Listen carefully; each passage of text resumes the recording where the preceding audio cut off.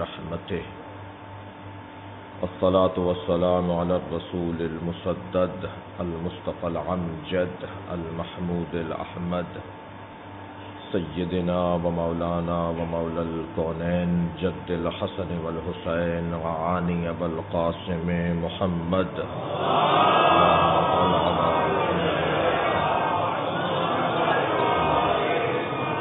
وآله الطيبين الطاهرين المعصومين الذين قال الله إنما يريد الله ليذهب عنكم الرجس أهل البيت ويطهركم تطهيرا.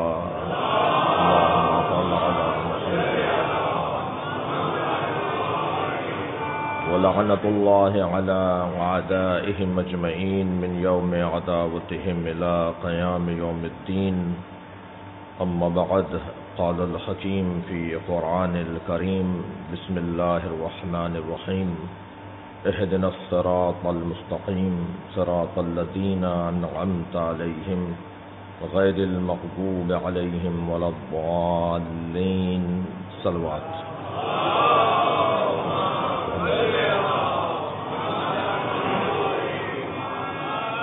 سورہ مبارکہ الحمد کی آخری دو آیات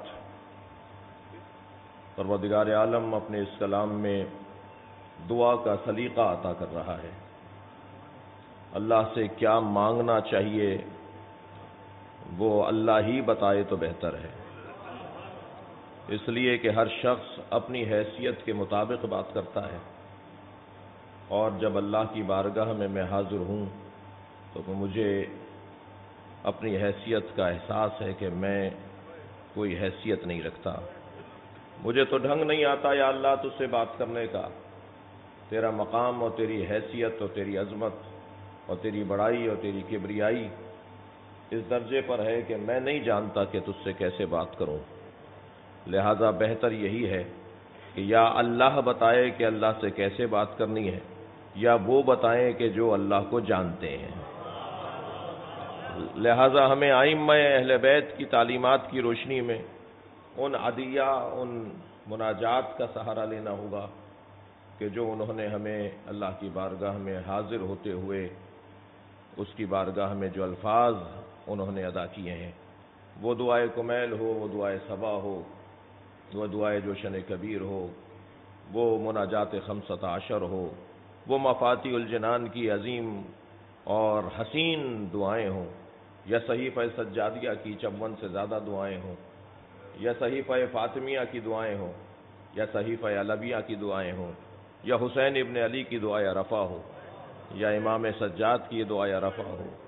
ہمیں اہل بیت نے جس انداز سے اللہ سے بات کرنے کا ڈھنگ عطا کیا ہے، وہ جو معرفت کا ایک سمندر ہے، وہ جو مفاہیم کا ایک گہرا سمندر ہے، وہی بہتر ہے کہ ان الفاظ کو اپنی زبان پہ جاری کیا جائے.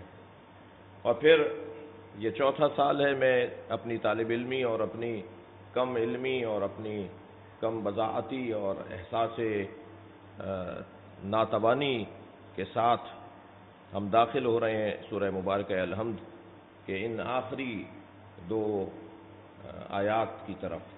اہدنا الصراط المستقیم اور صراط الذین انعمت علیہم غیر المغضوب علیہم ولا الضالین. ان دو آیات پر اس اشرے میں غور کرنے کا ارادہ ہے. اللہ ڈھنگ عطا کر رہا ہے، اللہ ہمیں بات کرنے کا سلیقہ عطا کر رہا ہے. بات بھی اس سے کرنی ہے تو اجتماعیت کے ساتھ کرنی ہے. خبردار اکیلے نہ آنا میری بارگاہ میں. خبردار اکیلے رہنے والوں کو میں ویسے ہی پسند نہیں کرتا، تنہا رہنے والوں کو میں ویسے ہی دوست نہیں رکھتا. میں تو اجتماعیت کو پسند کرتا ہوں. میں تو تمہیں جڑا ہوا دیکھنا چاہتا ہوں. میں تو تمہیں اپنی بارگاہ میں ایک اجتماع کے ساتھ اور جماعت کے ساتھ دیکھنا چاہتا ہوں. اللہ کا ہاتھ بھی ویسے جماعت کے اوپر ہی ہوتا ہے. اللہ کا ہاتھ بھی انہی کے اوپر ہے کہ جو مل کر رہتے ہیں. حضرت موسیٰ صحرا میں جانور چرانے کے لیے نکلے ہیں. ان کا ایک چوپایا کچھ علیحدہ علیحدہ دوڑ رہا تھا. حضرت موسیٰ اس کی طرف بڑھے. جب اس کی جانب بڑھنے لگے تو شاید وہ اپنی حیوانیت کا ثبوت دے رہا تھا کہ یہ مجھے کوئی نقصان پہنچائیں گے، لہٰذا وہ بھاگ رہا تھا، دور ہو رہا تھا حضرت موسیٰ سے۔ ہمیشہ کوئی قریب آئے تو ضروری نہیں ہے کہ وہ نقصان ہی پہنچائے گا، بعض اوقات قریب آنے والے پیار بھی تو کرتے ہیں۔ جب حضرت موسیٰ نے اسے جا پہنچے تو حضرت موسیٰ، شاید مجھ جیسا کوئی ہوتا تو شاید لکڑیاں توڑ دیتے اپنا غصہ اتارنے کے لیے، لیکن حضرت موسیٰ نے اس کے سر پہ ہاتھ رکھا، اس کے اوپر شفقت سے یہ جملے اس کے لیے کہے، تجھے نہیں پتا کہ اکیلے رہنے کا نقصان کیا ہے اور مل کے رہنے کا فائدہ کیا ہے۔ تو جب تنہا رہے گا تو تجھے بھیڑیا کھا جائے گا، اور جب تو سب کے ساتھ رہے گا تو دشمن تو تجھ پر حملہ کرنے کے لیے سوچے گا۔ ہمیشہ مل کر رہو، اجتماعیت کو ترجیح دو، جماعت کو اولویت دی جائے، مل کر رہنا اللہ کو پسند ہے۔ لہذا آیت کیا کہتی ہے؟ اہدنا الصراط المستقیم، یہاں صیغہ جمع کا ہے، ہمیں سیدھے رستے پر قائم رکھ، مجھے نہیں ہمیں، یعنی اللہ کی بارگاہ میں دعا کرنی ہے تو اجتماعی دعا کرنی ہے، جماعت کے ساتھ حاضر ہونا ہے۔ عزیزان گرامی، گفتگو بڑھے گی اور کل باقاعدہ اس عنوان پر غور کیا جائے گا، اور اس احساس اور اس اظہار کے ساتھ کہ طالب علم ہوں، کوشش ہے کہ شاید کوئی بات ہو، اور تفسیر سورہ مبارکہ الحمد کے حوالے سے جو بزرگوں نے لکھا ہے، جو لکھا گیا ہے، جو ائمہ کی تعلیمات کی روشنی میں بیان کیا گیا ہے، اس پر غور کیا جائے۔ مگر آج میں مقدماتی گفتگو آپ کے سامنے کرنا چاہوں گا، اور وہ مقدمہ ان ایام کی اہمیت سے متعلق ہے۔ ہمیں اللہ نے عزت عطا کی ہے، اللہ نے ہمیں افتخار عطا کیا ہے کہ ایک مرتبہ پھر حسین کے نام پہ جمع ہے۔ یہ مجلس عزا یا عشرہ اولا، خاص طور پر عشرہ اولا، جو رنگ اس عشرے میں رہے گا وہ پھر 11 محرم سے باقی نہیں رہے گا۔ اس کے پیچھے ایک تاریخ ہے، ائمہ اہل بیت نے اس عشرے کا انعقاد کیا ہے، ائمہ اہل بیت نے اہتمام کیا ہے کہ کسی طرح حسین ابن علی کے نام پر لوگ جمع ہوں۔ دیکھیے، 365 دنوں کے لیے ضروری نہیں ہے کہ 365 دن ہی استعمال کیے جائیں، سال بھر کی غذا کے لیے، سال بھر کے تغذیے کے لیے 10 دن اہل بیت نے قرار دیے ہیں۔ ہمارے پاس، ہمارے بچے کے پاس جو علم ہوتا ہے وہ یہ مجلسی علم ہے، یہ عشرے کا علم ہے، ان مجالس کی معلومات ہے۔ اہل بیت نے چاہا ہے کہ ان 10 دنوں میں اہتمام ہو۔ بات آج ایسی ہی رہے گی کہ جب اہل مدینہ یہ جاننا چاہتے تھے کہ محرم کا چاند ہوا یا نہیں، تو امام جعفر صادق کی گلی سے لوگوں کا گزر بڑھ جاتا، لوگ پوچھتے تھے آج اس گلی سے لوگ زیادہ کیوں گزر رہے ہیں؟ تو کہا جاتا تھا یہ گھر دیکھ رہے ہو، اگر یہاں سے رونے کی آواز آ گئی تو ہم سمجھ لیں گے کہ محرم کا چاند نمودار ہو گیا ہے۔ یہاں محرم کا چاند نمودار ہوتا تھا، وہاں اہل بیت کے گھر سے رونے کی آوازیں بلند ہو جاتی، اہتمام کرتے تھے، فرش عزا بچھاتے تھے۔ زمانے کے ہر امام کے زمانے کے شاعر مرثیے تیار کرتے تھے، اور امام معصوم کی خدمت میں آ کر اپنا نو تصنیف مرثیہ، اپنا مرثیہ لا کر پیش کرتے تھے، اور امام معصوم مرثیہ سن کر روتے تھے، اور بعض اوقات مرثیے کے درمیان کہتے تھے اس میں یہ مصرع بھی بڑھاؤ۔ بعض اوقات مرثیہ مکمل ہو جانے کے بعد فرماتے تھے کہ اس میں یہ مفہوم بھی نظم کرو۔ لہذا جو ائمہ سے بعض مرثیے منسوب ہیں وہ 2 طرح کے مرثیے ہیں۔ جو ائمہ سے امام حسین پر مرثیے منسوب ہیں، کچھ مرثیے تو وہ ہیں جو خود ائمہ نے کہے ہیں، خود اہل بیت نے مرثیے کہے ہیں۔ حضرت رباب امام سجاد کو مرثیہ سناتی تھیں، خود کہتی تھی مرثیہ۔ جناب زینب کبریٰ کے مرثیے ہیں، جناب ام المؤمنین کے مرثیے ہیں، اور پھر یہ بیویاں ان مرثیوں کو ائمہ کی خدمت میں، اپنے وقت کے امام کی خدمت میں پیش کرتی تھی۔ امام رضا کا مرثیہ ہے، تو کچھ مرثیے تو امام سے متعلق ائمہ کے وہ ہیں جو خود ائمہ نے کہے ہیں، اور کچھ مرثیے وہ ہیں کہ جو ائمہ نے نظم نہیں کیے ہیں، وہ شعر امام کے نہیں ہیں۔ شاعر مولا کی خدمت میں تھا، اس نے ایک مرثیہ کہا، امام نے اس سے کہا کہ یہ بھی مرثیے میں نظم کرو۔ پھر جب اس نے اسے نظم کر دیا تو وہ بڑے فخر سے کہتا تھا یہ امام نے نظم کروایا ہے، تو وہ منسوب ہو جاتا تھا امام معصوم کے ساتھ۔ لہذا بڑا اہتمام، بڑا انتظام ان 10 دنوں کے لیے خاص طور پر۔ عزیزان گرامی، فلسفہ عزا بہت روشن ہے، عزاداری کا مقصد بہت واضح ہے۔ اللہ نے ہدایت کی ذمہ داری اپنے اوپر لی ہے۔ انا علینا للہدی، میرے اوپر ہدایت کی ذمہ داری ہے۔ ایک واجب اللہ نے اپنے اوپر لاگو کیا ہے، نافذ کیا ہے، واجب کیا ہے، وہ ہے ہدایت۔ میرا کام ہے ہدایت دینا، لہذا انبیاء اللہ بھیجے گا، رسول اللہ کی طرف سے آئیں گے، کتابیں آسمان سے اللہ کی طرف سے آئیں گی، اللہ ہی خلیفہ بنائے گا، اللہ ہی امام بنائے گا، اللہ ہی ملک بنائے گا، اللہ ہی مالک بنائے گا، اللہ ہی منتظم قرار دے گا۔ یہ اللہ کا کام ہے۔ اب وہ اس نظام کو مضبوط رکھنے کے لیے، اس نظام کو باقی رکھنے کے لیے کبھی انبیاء کا، کبھی رسولوں کا، اور کبھی اماموں کی صورت میں، اور کبھی آسمانی کتابوں کی صورت میں، کبھی صحیفوں کی صورت میں وہ انتظام کرتا ہے۔ کربلا کا واقعہ بھی اللہ کا انتظام ہے۔ یہ تاریخ بشریت کا واحد واقعہ ہے جو رونما ہونے سے پہلے یاد کیا جاتا تھا۔ ابھی واقعہ کربلا رونما نہیں ہوا کہ آدم جانتے تھے کہ کربلا کیا ہے، حضرت نوح جانتے تھے کہ کربلا میں کیا ہوگا، حضرت ابراہیم کو اللہ نے بتا دیا تھا کہ کربلا میں کیا ہونا ہے۔ یہ عجیب مظلوم ہے جس کی شہادت سے پہلے اس پہ ماتم ہوتا ہے۔ یہ حسین ابن علی عجیب مظلوم ہے کہ ابھی حسین دنیا میں ظاہری طور پر آئے نہیں ہیں، ابھی امام حسین کی ولادت نہیں ہوئی ہے، مگر آدم حسین پہ رو رہے ہیں۔ حضرت ابراہیم کربلا سے گزرے، ٹھوکر لگی حضرت ابراہیم کو، زمین پر گرے تو پیشانی سے خون نکلا۔ کہا یا اللہ کیا مجھ سے کوئی خطا ہوئی ہے؟ کہا نہیں ابراہیم کوئی خطا نہیں ہوئی، یہ کربلا ہے، یہاں میرے آخری نبی کا حسین مارا جائے گا، میں نے تمہارا خون اس کے خون کے ساتھ ملایا ہے۔ اللہ اکبر۔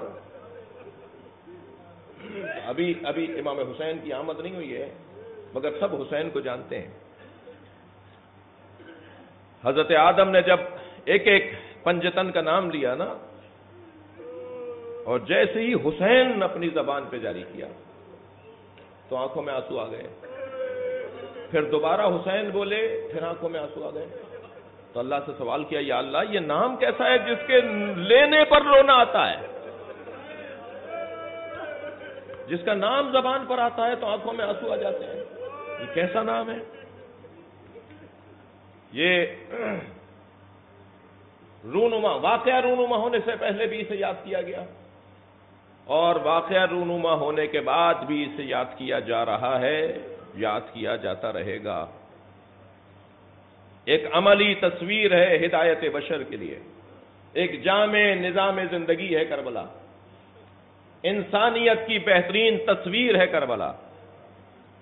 کیسے پہچانے کہ اعلیٰ ترین انسان، کیا کریں کہ اعلیٰ ترین انسان بن جائیں اور کیسے بنا جائے؟ کہ کربلا کو دیکھ لو، کربلا انسانیت کی معراج ہے، کربلا اقدار اور تہذیب کی پرورش ہے، کربلا رشتوں کی قدر دانی ہے، کربلا ما فوق اور ما تحت کے ساتھ تعلق کے نبھانے کو کہا جاتا ہے، کربلا انسانی زندگی میں کتنے موڑ اور کتنے پیچ و خم آتے ہیں، ان سب کو ایک جگہ جمع کر کے دکھانے کا نام ہے۔ کیا کیا ہو سکتا ہے تمہارے ساتھ؟ جب قرآن نے یہ قاعدہ دے دیا، اللہ نے یہ نظام دے دیا کہ تمہیں آزمائے بغیر ہم اس دنیا سے نہیں جانے دیں گے، ہر شخص کو آزمایا جائے گا، تو کربلا ہمیں بتا رہی ہے کہ آزمائشوں کی قسمیں کتنی ہیں۔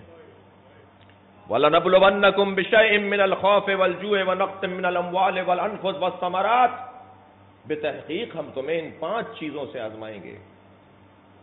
ہم تمہیں بھوک سے آزمائیں گے، ہم تمہیں خوف سے آزمائیں گے، ہم تمہیں نقص اموال سے آزمائیں گے، اللہ کہہ رہا ہے، ہم تمہیں مال کے کم ہو جانے سے آزمائیں گے، ہم تمہیں اولاد کے مرنے سے آزمائیں گے، ہم ان 5 قسموں میں تمہیں آزمائشوں میں مبتلا کریں گے۔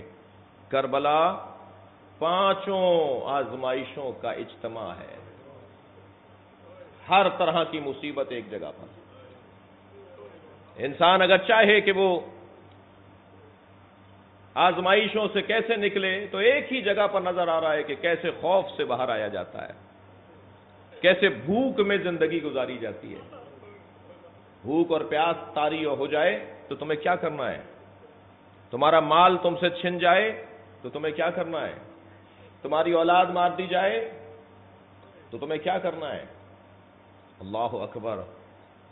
یہ کربلا میں ایک جگہ ہمیں نظر آ رہا ہے۔ خوف ایسا ہے، اللہ اکبر،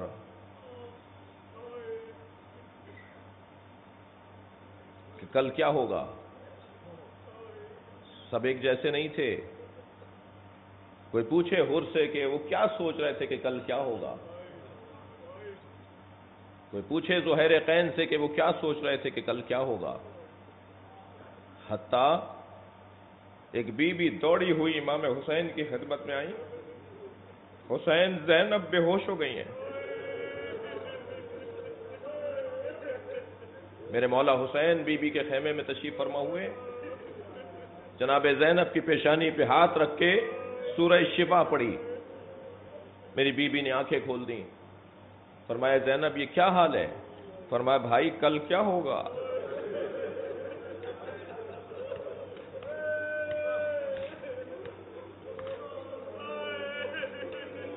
بھوک اور پیاس کا عالم یہ ہے، اللہ اکبر کے ہونٹ خشک ہو چکے ہیں۔ سب سے زیادہ پیاسے کربلا میں حسین ہے۔ کبھی بھی کسی سے نہیں کہا مجھے پیاس لگ رہی ہے۔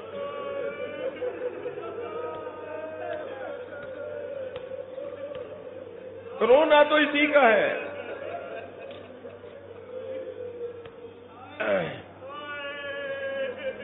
امام زین العابدین اس جملے پر روتے رہے کہ ھذا قبر الحسین الذی قتلوا عطشانا، یہ اس حسین کی قبر ہے جسے پیاسا مارا۔ بھوک اور پیاس کا عالم یہ ہے، نقص اموال۔ کوئی پوچھے جناب زینب کبریٰ سے، جب اسیری سے رہائی پا رہی تھی نا، فرمانے لگے ہمارے مال کو واپس کرو، ہمارے تبرکات کو واپس کرو۔ چادریں آئیں، زیورات آئے، وہ ساری چیزیں جو لوٹی گئی تھیں ان میں ایک بڑی تعداد میں چیزیں لوٹائی گئیں۔ وہ بڑا سخت منظر تھا جب چادروں کو دیکھ دیکھ کر بی بی نے آوازیں، بھابھی ام فروا آپ کی چادر آ گئی، بھابھی ام لیلا آپ کی چادر آ گئی۔ سنیں گے آپ کی آنکھوں میں آنسو ہیں۔ ایک چھوٹی سی چادر کو دیکھ کر ایک قبر کی طرف رخ کیا، سکینہ تمہاری چادر بھی آ گئی۔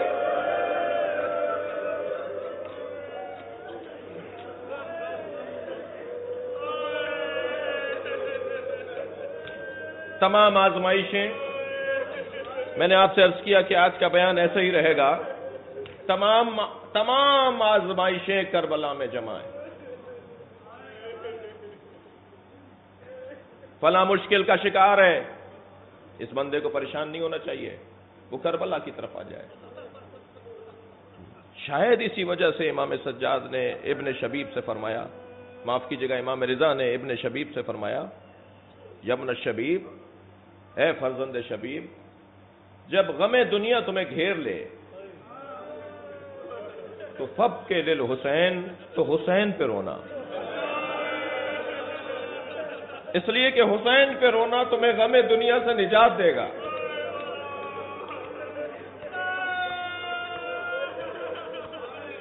اس کے اثرات ہیں، ہم نتیجے لے رہے ہیں، ہمارے بڑوں نے بھی نتیجہ لیا ہے عزاداری کا، ہم بھی نتیجے لے رہے ہیں عزاداری کے، ہماری نسلیں بھی عزاداری کریں گی تو نتیجے لیں گی۔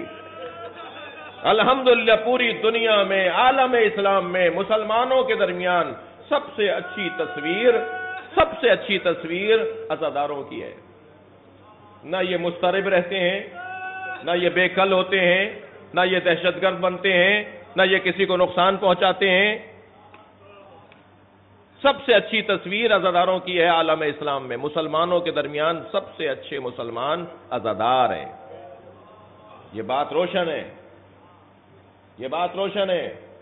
ایک گھر بھی نہیں ہے فلسطین میں شیعوں کا، مگر سب سے زیادہ حمایت فلسطینیوں کی اگر کوئی کرتا ہے تو وہ حسین کا عزادار کرتا ہے۔ کشمیر کے مسئلے پر بھی شیعت کی الف بے، شیعت کی بنیادی جو تعلیم ہے نا، شیعت کے بنیادی اصول، وہ ہے مظلوم سے محبت اور ظالم سے نفرت۔ لہذا الحمدللہ یہ کردار بہت روشن ہے۔ بھائی جو حسین پہ روتی ہو، جو قوم حسین پہ روتی ہو، وہ کسی کو رولا نہیں سکتی۔ ہمارا کام ہی نہیں ہے کسی کو رولانا، ہم روتے ہوں کہ آنسو صاف کرنے والے لوگ، ہم مظلوموں کے حامی قرار پائے ہیں طول تاریخ میں۔ جب متوکل نے چن چن کر شیعہ قتل کروائے نا، کہ اتنا شیعہ مارا کہ اس کے سپاہیوں نے آ کر کہا کوئی ڈھونڈنے سے شیعہ نہیں ملتا، کہنے لگا نہیں، ان کے امام جانتے ہیں کہ شیعوں کی حفاظت کیسے کی جائے گی، شیعہ مرے نہیں ہیں، شیعہ بھی زندہ ہیں۔ کہا کیسے کہہ رہے ہیں، ہم نے تو ایک ایک کو ڈھونڈ ڈھونڈ کے مار دیا۔ کہنے لگا بھرے بازار میں، اب جملہ دیکھیے، بھرے بازار میں چلتے رستے پر کسی پر بلا وجہ ظلم کرو، جو بھی حمایت کرنے نکلے سمجھو شیعہ ہے۔ ایسے ڈھونڈ ڈھونڈ کے شیعوں کو قتل کیا۔ پھر کہا جی ایسے لوگ بھی بہت سے نکلے ہیں، اور ہم نے جب تحقیق کی مارنے سے پہلے تو وہ شیعہ تھا۔ پھر آخر میں معلوم ہے اس نے کیا کیا؟ اس نے کہا رستوں پر فاطمہ زہرا کا نام لکھ دو، جو بچ بچ کے نکلے سمجھو شیعہ ہے۔ یہاں تک بات گئی ہے۔ یہ عزاداری، اس کا پہلا بنیادی قانون، قاعدہ، اصول، پیغام ظلم سے نفرت ہے، نہیں ہو سکتا۔ اور یقیناً جب ظلم سے نفرت کرتا ہے وہ عدل سے پیار کرتا ہے، ظلم کی ضد عدل ہے۔ کربلا ہمیں یہ پیغام دے رہی ہے۔ حسن اتفاق ہے کہ آج تعطیل ہے۔ اللہ نے ہدایت کی ذمہ داری اپنے اوپر لی، لہذا اپنے نبی کو مبعوث کیا 4 کام دیکھ کر۔ هو الذی بعث فی الامیین رسولا منہم یتلو علیہم آیاتہ ویزکیہم ویعلمہم الکتاب والحکمہ وان کانوا من قبل لفی ضلال مبین۔ یہ 4 کام اللہ نے دے کر اپنے نبی کو بھیجا ہے۔ تلاوت قرآن، تزکیہ نفس، تعلیم کتاب، تعلیم حکمت۔ پیغمبر اکرم تشریف فرما ہوئے، آپ نے لوگوں کو یہ 4 پیغام 4 طریقوں کے ذریعے سے لوگوں کو ہدایت عطا کی۔ مگر نبی کے جو مخاطبین ہیں، سرکار کے جو سامعین اور مخاطبین ہیں، وہ انسان ہیں۔ یہ قرآن انسان کے موضوع پر لکھی گئی کتاب ہے، یہ انسان کو بہتر انسان بنانے کے لیے بھیجے گئے تھے۔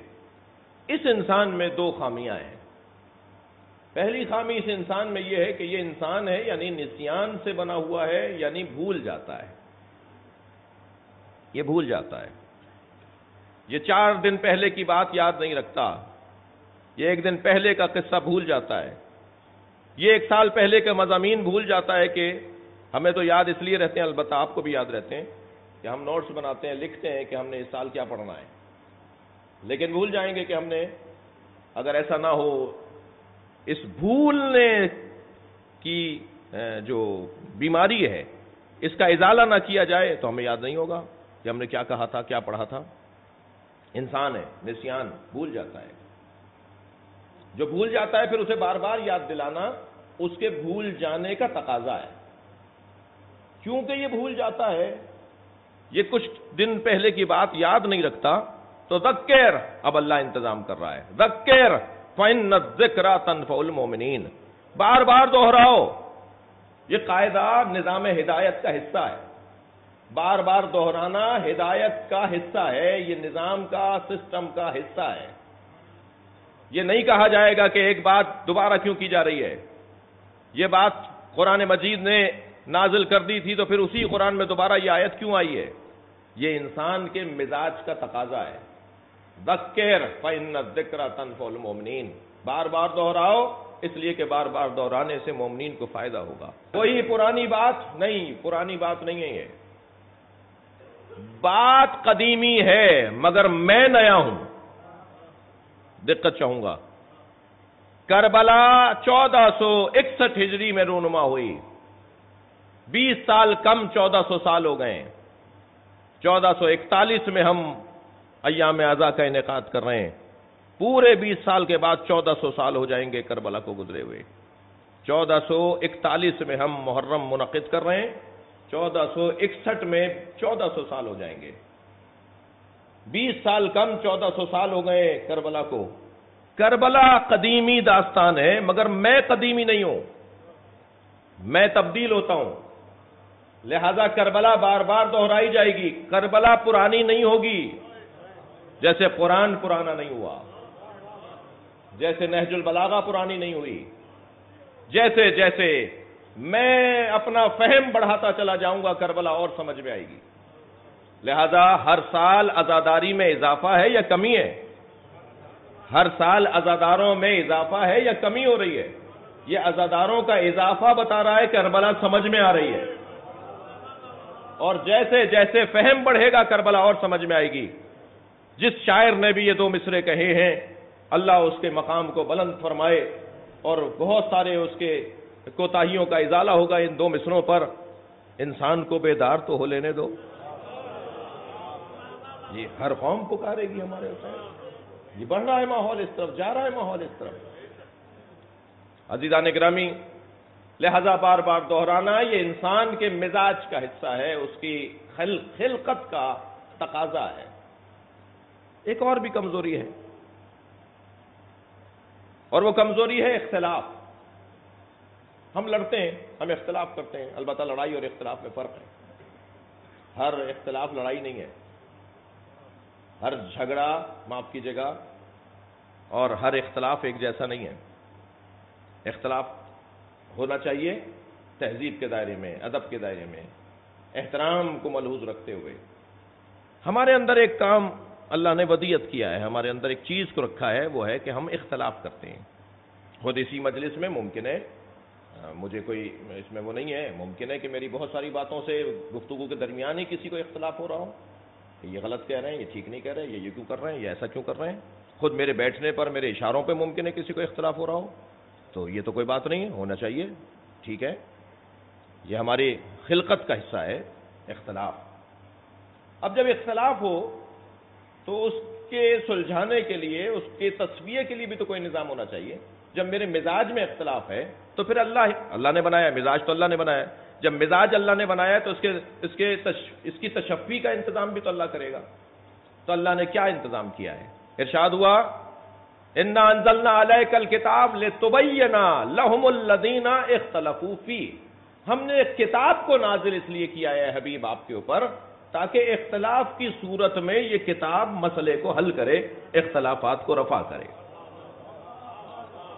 اب میں نسیان سے انسان ہوں اور اختلاف میرا مزاج ہے، تو ہمیں حکم یہ دیا گیا ہے کہ جب اختلاف ہو جائے تو رجوع کرو اللہ اور اللہ کے رسول کی طرف۔ تو اب ہم اگر کسی بھی مرحلے میں کسی اختلاف کا شکار ہو جائیں تو ہمیں رجوع کرنا ہے اللہ اور اللہ کے رسول اور کتاب کی طرف۔ تو کتاب عظیم اور قرآن مجید ہماری رہنمائی یہ کر رہا ہے کہ یہ عزاداری حلال ہے یا معاذ اللہ غیر حلال ہے، یہ جائز ہے یا مثلاً غیر جائز ہے یہ بحث، یہ اختلاف، ماتم کرنا فلاں، ایسے ماتم کرنا فلاں، کالے کپڑے پہننا فلاں، رونا فلاں، ایک بحث، ایک قدیم الایام سے گفتگو اور مختلف انداز سے اس کو سجا سجا کے پیش کیا جانا، یہ چلا آ رہا ہے۔ تو ہمیں قرآن سے پوچھنا ہوگا نا، یہ قرآن تو نازل اسی لیے کیا گیا ہے، انا انزلنا علیک الکتاب لتبین لہم الذین اختلفوا فیہ، جو اختلاف کرنے والے لوگ ہیں ان کو اختلاف سے نکالیے اور ان کا فیصلہ کیجئے، یہ قرآن فیصلہ کرے گا۔ لہذا مجھے قرآن سے پوچھنا چاہیے کہ عزاداری قرآن سے کیسے ثابت ہے۔ تو عزیزان گرامی، چند آیات کی طرف میں اپنے بچوں اور کم سن ساتھیوں کی توجہ چاہوں گا اور بزرگوں سے مجھے دعا چاہیے۔ سب سے پہلی آیت، اللہ اکبر، عزاداری طے کی جائے کہ عزاداری کس کی عزاداری بھائی؟ ہم تو اصحاب اخدود کے بھی یاد نہیں کرتے جو تاریخ انسانی کا بڑا واقعہ گزرا ہے قربانی کے باب میں۔ حضرت ایوب کے ساتھ کیا کچھ نہیں ہوا، ہم تو ان کی عزاداری نہیں کرتے جی۔ حضرت ابراہیم کے ساتھ کیا کچھ نہیں ہوا، ہم تو ان کے نام پر عزاداری نہیں کرتے، جبکہ اللہ کا بھیجا ہوا نبی اور اللہ کا بھیجا ہوا نظام، ہم تو عزاداری اس انداز سے ان کے لیے نہیں کرتے جی۔ یہ امام حسین کی عزاداری کیوں؟ اس لیے کہ حسین قربائے مصطفیٰ کا اعلیٰ ترین مصداق ہے۔ نبی کا قربہ، نبی کے قربہ، نبی کے قرابت داروں کا اعلیٰ ترین مصداق حسین ہے۔ تو قرآن پکار کے کہہ رہا ہے قل لا اسألکم علیہ اجرا الا المودۃ فی القربى، اے میرے رسول کہہ دیجئے مجھے رسالت کے عوض کچھ نہیں چاہیے مگر یہ کہ قربہ سے مودت کرو۔ محبت اور ہے، مودت اور ہے۔ محبت امر قلبی ہے جو قلب ہی کے اندر رہ جاتی ہے، اور مودت اظہار محبت کو کہا جاتا ہے۔ اگر اہل بیت سے مجھے محبت ہے تو اس کا اظہار ہونا ہے، اظہار کیے بغیر مودت کا عنوان نہیں ہے۔ اظہار محبت کو مودت کہتے ہیں، اور مودت پر، اظہار پر خرچہ ہوتا ہے بھائی، کبھی مال کا خرچہ ہوتا ہے، کبھی اولاد کا خرچہ ہوتا ہے، اور سب سے بڑا خرچہ عزیزان گرامی انسان کی جان کا خرچہ ہوتا ہے۔ لہذا کوئی عار نہیں ہے عزاداروں کو مر جانے پر، مرنا تو سب کو ہے، کوئی کیسے کوئی کیسے۔ بہتر نہیں ہے کالے کپڑوں میں دم نکلے، بہتر نہیں ہے امام حسین کے نام پر کوئی ہمیں مار رہا ہو۔ یہ قرآن مجید کی آیت، اس پہ اہل سنت کے علماء کے بھی بیانات ہیں، اور اس پر تفصیل سے بحث کی ہے بعض علماء نے کہ عزاداری امام حسین مودت کا عنوان ہے۔ یا مودت، یہ نبی کی رسالت کے عوض آپ مودت کا اظہار کر رہے ہیں۔ یا رسول اللہ، آپ نے ہمیں انسان بنانے اور بہتر انسان بنانے کا نظام دیا، اس کے عوض آپ نے ہم سے مانگا ہے مودت، ہم مودت کر رہے ہیں، ہم اہل بیت سے اپنے تعلق کا اظہار کر رہے ہیں۔ دوسری آیت لا يحب اللہ الجہر بالسوء من القول، سورہ مبارکہ نساء آیت نمبر 47، وہ سورہ شورى ہے۔ لا يحب اللہ الجہر بالسوء من القول، اللہ کو اونچی آواز میں کوئی ایسی بات جو کسی کو ناگوار گزرے پسند نہیں ہے۔ لا يحب اللہ الجہر بالسوء من القول، ہمارا بولنا جو کسی کو ناگوار گزر رہا ہو، اونچی آواز میں بولنا، مائک پر بات کرنا، لا يحب اللہ کو پسند نہیں ہے۔ الا من ظلم، مگر جس پر ظلم ہوا ہے وہ اونچی آواز میں بات کرے، چاہے کسی کو ناگوار گزرے، اللہ کو پسند ہے۔ اللہ کو اچھا لگتا ہے کہ اونچی آواز میں بات کرے کون؟ مظلوم بات کرے۔ پھر یہاں ایک شبہ ڈالا گیا کہ مظلوم تو حسین ہے، آپ کون ہیں؟ ہمیشہ جو مظلوم کی مظلومیت اور مظلوم کی حمایت میں بات کرے وہی وارث ہوتا ہے۔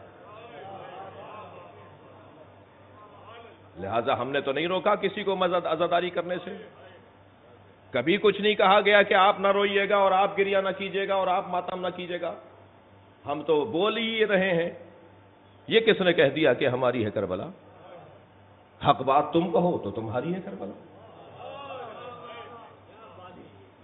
لہذا قرآن کی یہ دوسری آیت، قرآن کی تیسری آیت، من یعظم شعائر اللہ، سورہ حج، ومن یعظم شعائر اللہ فإنہا من تقوی القلوب، جو اللہ کی نشانیوں کی تعظیم کرتے ہیں وہی متقی ہیں۔ اللہ کی نشانی، وہ دمبا تو ہو سکتا ہے جو حضرت اسماعیل کی جگہ ذبح ہو گیا، کیوں؟ اس لیے کہ قربانی کی یاد ہے، اور وہ قربانی جس کے عوض اللہ نے دمبے کو قبول کر لیا اور حضرت اسماعیل کو زندہ رکھا، اس قربانی کو اللہ یہ کہہ رہا ہے وَفَدَيْنَاهُ بِذِبْحٍ عَظِيمٍ، ہم اس قربانی کو ایک بڑی قربانی پر مؤخر کر رہے ہیں۔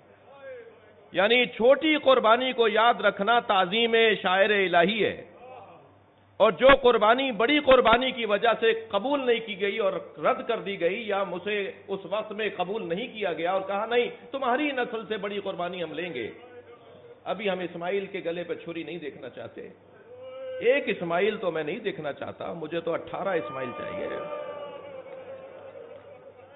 جسے اقبال کہتے ہیں اللہ اللہ بائے بسم اللہ پدر، مانیے ذبح عظیم آمد پسر، وَفَدَيْنَاهُ بِذِبْحٍ عَظِيمٍ، ہم نے اے ابراہیم تمہاری قربانی کو مؤخر کر دیا ایک ذبح عظیم کی صورت میں، وہ بھی تمہارے ہی بچے ہوں گے، وہ بھی تمہاری ہی نسل ہوگی، مگر ایک نہیں، اللہ اکبر، 58 آل ابو طالب شہید ہوئے ہیں۔ بنی ہاشم کربلا میں شہید نہیں ہوئے ہیں، بنی ہاشم کا مفہوم بڑا وسیع ہے، حضرت ہاشم کے بیٹے عبد المطلب، ان کے بیٹے حضرت ابو طالب، حضرت ہاشم کی نسل کربلا میں قربان نہیں ہوئی ہے، ابو طالب کی نسل قربان ہوئی، وہ بڑا پیمانہ ہے۔ حضرت ہاشم کا جب آپ نام لیں گے، خاندان بنی ہاشم تو ٹھیک ہے اپنی جگہ یہ لفظ کہنا، لیکن صرف حضرت ابو طالب کے 58 بچے قربان ہوئے، پوتے نواسے۔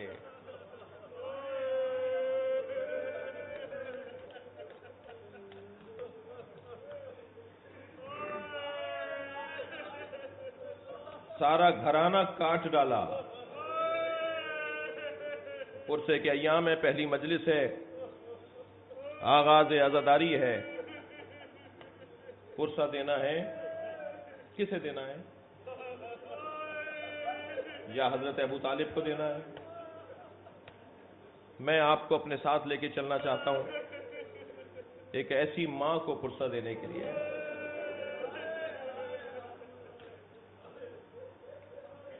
اجرکم اللہ، جو کبھی کوفے میں دارالامارہ کے نیچے ہاتھ پھیلائے کھڑی ہے،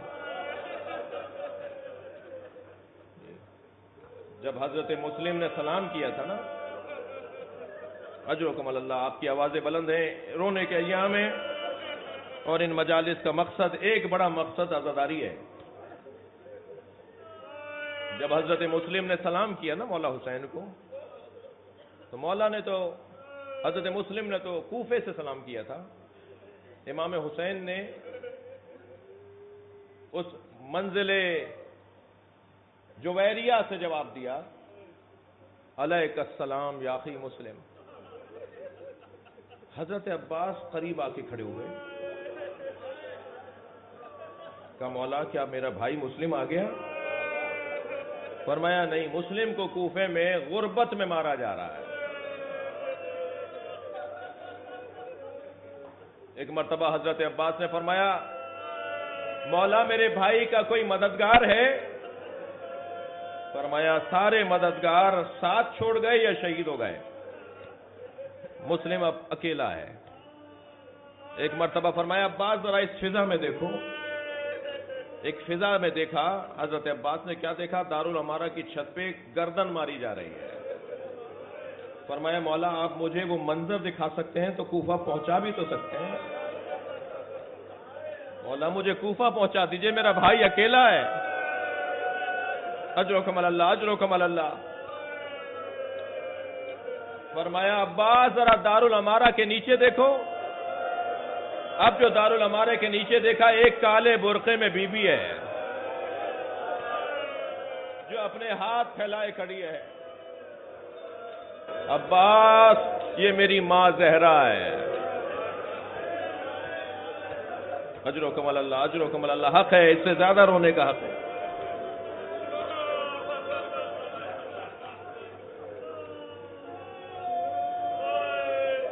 میں نے حرم حضرت معصومہ قم آیت اللہ مشکینی سے یہ مصائب سنے تھے، بہت بزرگ متقی مجتہد، وہ فرمانے لگے جب حسین گھوڑے سے گر رہے تھے نا، تو حسین گرتے گرتے ایک جانب اشارہ کر کے کہتے تھے لا واللہ لا واللہ، پھر جب دائیں گرتے تھے فرماتے تھے لا واللہ، اشارے سے کہتے تھے مجھے نہیں چاہیے۔ آیت اللہ مشکینی پوچھ رہے تھے، میں رونے والوں سے پوچھتا ہوں کہ حسین کس سے کیا کہہ رہے تھے، کون کیا دے رہا تھا، اور حسین کس بات کا انکار کر رہے تھے کہ مجھے نہیں چاہیے؟ حسین گھوڑے سے گر رہے ہیں، اشارہ کر رہے ہیں مجھے نہیں چاہیے، وہ کون تھا، کیا دے رہا تھا جو حسین نہیں چاہتے تھے؟ وہ فرمانے لگے ذرا معرفت کی نگاہوں سے دیکھو، جب حسین گرتے تھے نا تو زہرا بڑھ کے کہتی تھی میری گود میں آ جاؤ، اور حسین اشارہ کر کے کہتے تھے اماں یہ میرا امتحان ہے۔ اجر و کمال اللہ، اجر و کمال اللہ، مجھے خود گرنے دیجئے میدان کربلا پر۔ یہ ماں زہرا، یہ فاطمہ زہرا، اجر و کمال اللہ۔ حوصلہ کر کے روئیے گا، حوصلہ کر کے گریہ کیجیے گا، مجھے کوئی جلدی نہیں ہے، مگر اپنی عبادت میں خلل نہ آنے دیجیے۔ میرے مولا سجاد سے کسی نے پوچھا، امام سجاد سے کسی نے پوچھا مولا نبی مکرم پر کون سا وقت مشکل وقت تھا، مصیبت کا وقت تھا، کڑا وقت تھا؟ فرمایا دو واقعات نبی پر، نبی کی زندگی میں رونما ہوئے جس پہ نبی بہت روئے، اور دو واقعات نبی کی رحلت کے بعد رونما ہونے تھے جن پہ نبی اپنی زندگی میں بہت روئے۔ دو ایسے حادثے نبی کی زندگی میں آئے جس پہ نبی نے بہت گریہ کیا، اور دو حادثے نبی کی رحلت کے بعد رونما ہونے تھے اور نبی اپنی زندگی پہ اس میں روتے رہے۔ فرمانے لگے حضرت سید الشہداء حمزہ کی شہادت، میں ان لوگوں کو بھی اس جانب متوجہ کروں، اسی مرحلے پر متوجہ کروں جو یہ کہتے ہیں کہ ہم زندہ و جاوید کا ماتم نہیں کرتے۔ جو زندہ ہے اس کا کیا ماتم؟ حسین زندہ ہیں، حسین پہ رونا کیسا؟ حسین شہید ہیں، زندہ ہیں، اور شہید زندہ ہوتا ہے تو زندہ پہ رونا کیسا؟ شہید پہ رونا سنت مصطفیٰ ہے۔ لما رأى النبی حمزہ قتیلا، جب نبی نے حمزہ کو شہید دیکھا، بکاء عالیہ، تو بلند آواز سے نبی نے رونا شروع کیا۔ چند قدم آگے بڑھے کہ جنازے کو قریب سے دیکھیں، لما شہدا مصلا بہ، حدیث اور روایت کے الفاظ، جب نبی چند قدم آگے بڑھے اور قریب جا کر دیکھا تو حمزہ کے کان، ناک، ہونٹ بریدہ کر دیے گئے تھے۔ اس منظر کو دیکھ کر چیخے ہیں نبی، شہیقہ، عربی کا لفظ ہے شہیقہ، نبی نے بلند آواز سے چیخ ماری ہے، اور اس جنازے کو دیکھ کر کہا کہ کون ہے جو میرے چچا پہ ماتم کرے؟ آؤ میرے چچا پر ماتم کرو۔ تو عرب کی ہر عورت نے اپنے اپنے وارثوں کے جنازے چھوڑ دیے۔ میدان احد میں ہر بیوی اپنے اپنے شہید کے جنازے سے اٹھ گئی اور ساری جمع ہو گئی حضرت حمزہ کے جنازے پر۔ آج بھی جب کسی عرب کے گھر کوئی قتل ہوتا ہے تو وہ حضرت حمزہ کا نوحہ پڑھتے ہیں۔ حضرت حمزہ سید الشہداء کا لقب رکھتے تھے کربلا کے واقعے سے پہلے، اس میں نبی ایسے روئے ہیں۔ حضرت حمزہ پر بہت روئے، میرے مولا سجاد فرما رہے ہیں، فرماتے ہیں دوسرا واقعہ جو نبی کو بہت رلاتا تھا وہ حضرت جعفر طیار کی شہادت ہے۔ جب خبر شہادت آئی جعفر طیار کی تو نبی نے کمر پکڑ کے کہا الان انفصل ظہری، میری کمر ٹوٹ گئی، میرا جعفر مارا گیا۔ یہ دو جنازوں پہ سرکار بہت روئے، دونوں شہید ہیں نا۔ اور امام سجاد فرماتے ہیں دو واقعے نبی کی رحلت کے بعد ہونے تھے جس پہ نبی اپنی زندگی میں بہت روتے تھے۔ سنیں گے عزادارو، جب میں انہیں جواب دینے کے لیے تیاری کر رہا تھا تو دو کتابوں میں تو روایت میں نے ایسی پڑھی جو ہماری کتابوں میں کسی عالم نے نہیں لکھی ہے کہ بی بی زہرا کے ساتھ کیا ہوا ہے۔ اجرکم اللہ، اجرکم اللہ، آپ کی آنکھوں میں آنسو ہیں۔ امام سجاد فرما رہے ہیں دو واقعے کہ نبی کی رحلت کے بعد رونما ہونے تھے جس میں نبی زندگی میں روتے تھے۔ ان میں ایک واقعہ، وہ جو دو روایتیں جو ہماری کتابوں میں نہیں ہیں، مجھ سے بیان نہیں ہو پائے گا، بڑی شدید روایات ہیں۔ ایک تو میں اشارتاً عرض کروں گا، ایک کتاب میں لکھا ہوا ہے انا قد رفض فلان بطن فاطمہ، میں ترجمہ نہیں کروں گا۔ فلاں نے سیدہ کے شکم پر بیان نہیں ہو سکتا۔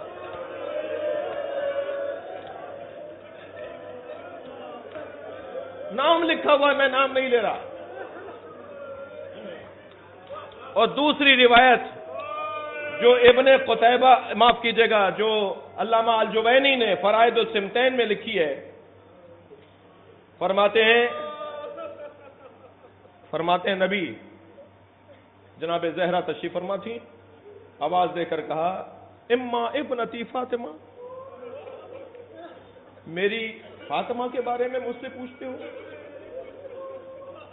فإنها سیدۃ نساء العالمین، یہ سیدہ نساء العالمین ہے، من الاولین والآخرین، وہی بضعۃ منی وہی نور عینی، فضائل پڑھ رہے ہیں، ہی ثمرۃ فؤادی وہی روح التی بین جنبی، یہ میرے سینے میں میری روح ہے، میری فاطمہ۔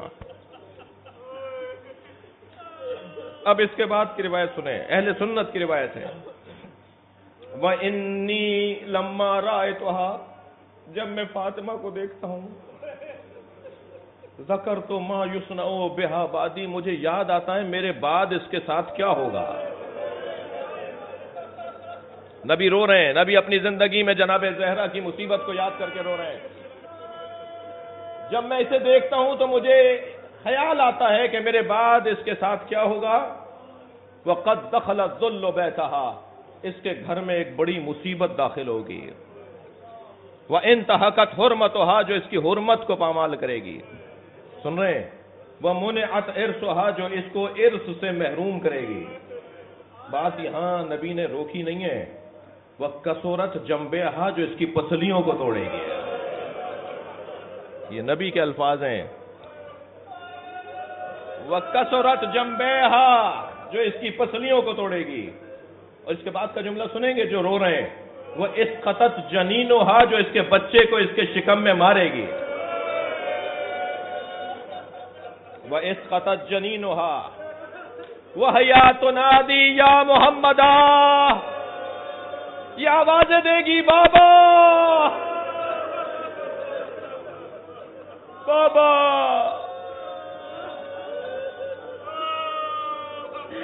فلا تجاب، کوئی سے جواب نہیں دے گا۔ تستغیث ولا تغاث، یہ مدد کو پکارے گی، کوئی اس کی مدد نہیں کرے گا۔ فرماتے ہیں فلا تزال بعدی، یہ نہیں رہے گی میرے بعد مگر محزونتن، غم میں مبتلا رہے گی، مکروبتن، درد میں مبتلا رہے گی، اسے درد ہوتا رہے گا۔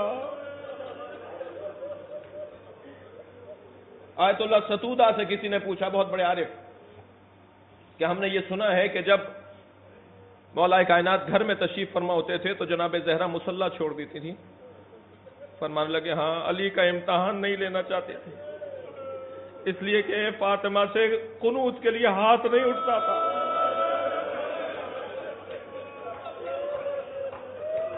اس کیفیت میں علی دیکھیں گے تو علی کا امتحان بڑھے گا.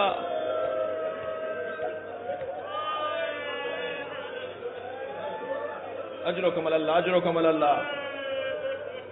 روزانہ اتنی دیر نہیں ہوگی. آج تعطیل کا دن تھا، مجھے اجازت دیں میں کچھ دیر مصائب کے باب میں رہوں.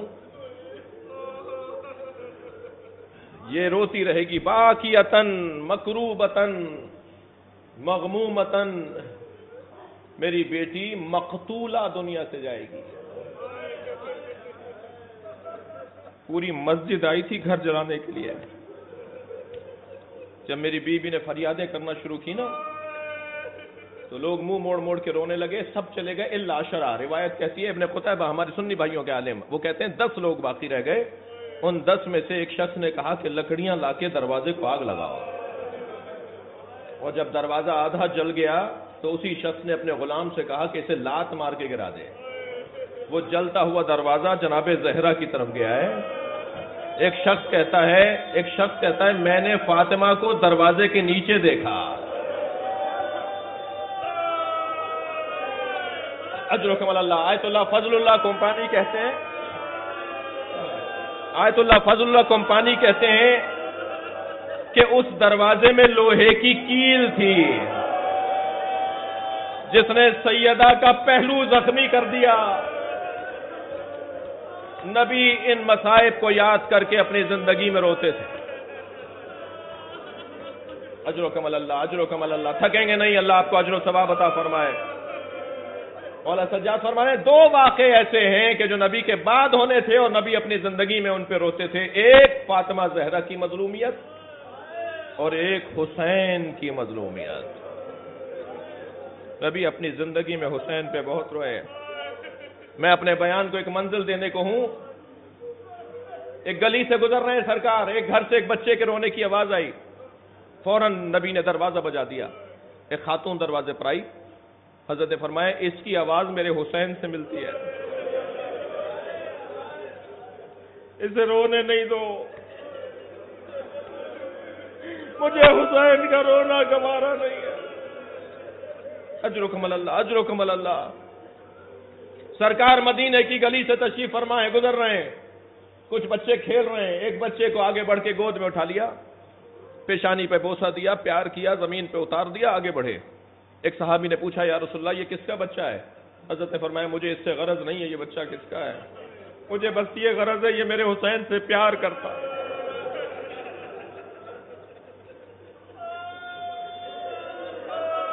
اجرکم اللہ، اجرکم اللہ.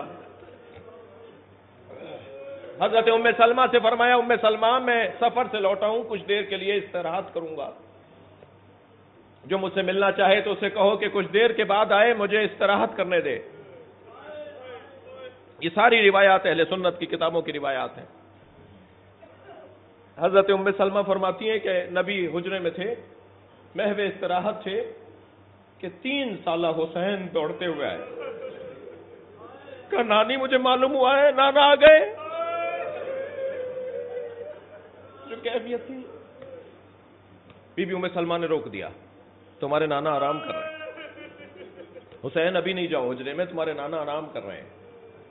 کچھ دیر کھڑے رہے. نانی مجھے بھی روکا ہے.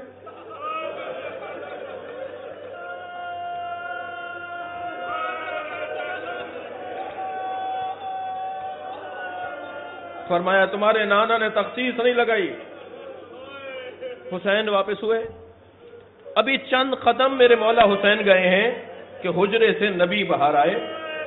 سر پہ امامہ نہیں تھا، پیروں میں نالینیں نہیں تھیں، دوش پر آبا نہیں تھی سرکار کے، اور بی بی سے یہ کہتے ہوئے گزرے تم نے حسین کو لوٹا دیا.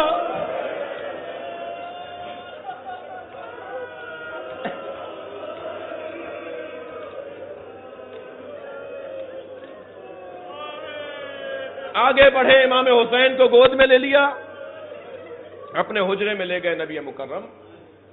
بی بی فرماتی ہیں حجرے میں گئے، کچھ ہی دیر کے بعد نبی کے بلند آواز سے گریے کی آوازیں، بکان عالیہ کی آوازیں مجھے مجبور کر رہی تھی کہ میں حجرے میں چلی جاؤں. جب میں حجرے میں گئی تو میں نے کیا دیکھا؟ نبی نے قمیص اتاری ہوئی ہے، حسین کا کرتا اتارا ہوا ہے. حسین کا سینہ اپنے سینے سے لگایا. عجب نہیں نبی نے یہ سینہ اس لیے لگایا ہو اس میں گھوڑے دوڑیں گے.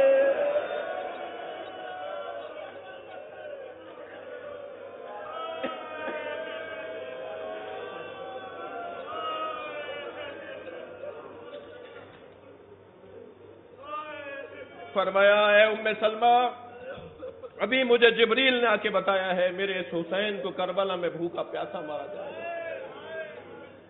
ام سلمہ میرے بچے کا خیال رکھنا, میرے جانے کے بعد حسین کا احساس رکھنا. ایک شیشی میں خاک دی, جب یہ تازہ ابلتا ہوا خون نظر آئے تو سمجھنا میرا یہ حسین مارا گیا. بڑا سنبھال کے رکھا بی بی نے اس خاک کو, اس شیشی کو. عصر عاشور کہاں کربلا کہاں مدینہ. عصر عاشور سب سے پہلے جناب ام سلمہ نے ماتم شروع کیا. اپنے حجرے سے چادر پھینکتی ہوئی باہر آئی, سینہ پر ہاتھ مارتی ہوئی باہر آئی. قد قتل الحسین, قد قتل الحسین. بیبیاں جمع ہو گئی. بیبیاں آپ کو کیسے پتا چلا کہ یہ خاک دیکھو تازہ خون ہو گئی. میرے نبی نے مجھے کہا تھا جب حسین مارا جائے گا تو یہ خاک خون میں تبدیل. الا لعنت اللہ علی قوم الظالمین فسيعلم الذين ظلموا أي منقلب ينقلبون. یا اللہ ان آوازوں پر رحمت نازل فرما, رونے والوں کی توفیقات میں اضافہ فرما, بھرپور انداز سے ان 10 دنوں میں ہمیں حاضری کی توفیق عطا فرما. امام زمانہ کے ظہور میں تعجیل فرما. یا حسین